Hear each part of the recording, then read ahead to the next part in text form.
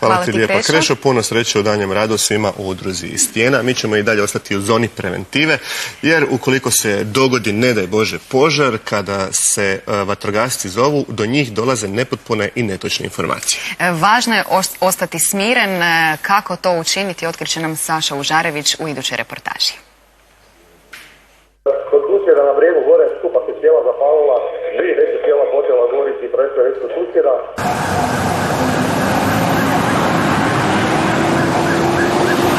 Požari se šire velikom brzinom, pa ih je važno na vrijeme otkriti i locirati. Pri dojavi požara najvažnije je ostati priseban i smiren. I važno je prije svega da građani ostanu prisebni. To je vrlo teško u čestim slučajevima, ali tad se najrazgovjetnije čuje, najbolje i on razmišlja da nam uopće kaže najbitnija adresa. To vjerojatno svako zna, ali ljudi u panici pobrkaju sve i svašta. Nerazgovjetno pričaju, naravno, ili viču, vrište, ovisno o situaciji i o dojavitelju, tako da puno puta bude najbitnija stavka da ostanu prisebni. Vatrogascima treba javiti točne informacije o mjestu požara. Kod prijema najvažnije da nam čovjek kaže točnu adresu. Čim preciznije, znači da mi onda vidimo o čem se radi, da nam kaže ukratko da li je, ovisno o intervenciji, naravno, najpriče ćemo možda o nekakvim većim bitnim intervencijama, znači kod požara primjer višekatnog objekta. O čem se radi, na kojem katu se desila tragedija, nezgoda, nebitno, znači da li ima ugroženih osoba, pristup zgradi, sad to sve stvari koje mi stignemo nekad pitati, više toga, nekad manje toga. Ljudi vatrogascima često dojavljuju nepotpune i nerazumljive informacije o požarištu.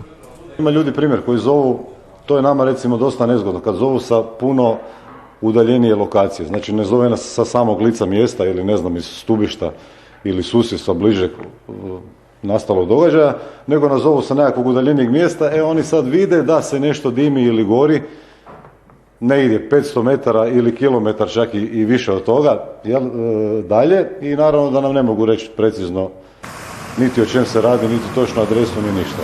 Brzim djelovanjem te pravilnom dojavom požara mogu se spasiti i ljudi i imovina. Molimo građane da ostanu pribrani, da nam kažu čim preciznije podatke od mjesta događaja, od stvari, znači o čemu se točno radi, da li ima ugroženih osoba, znači to su nam stvari koje su najbitnije.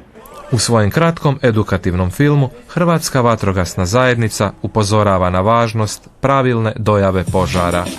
Halo, vatrogasac, slušaj, ima požar.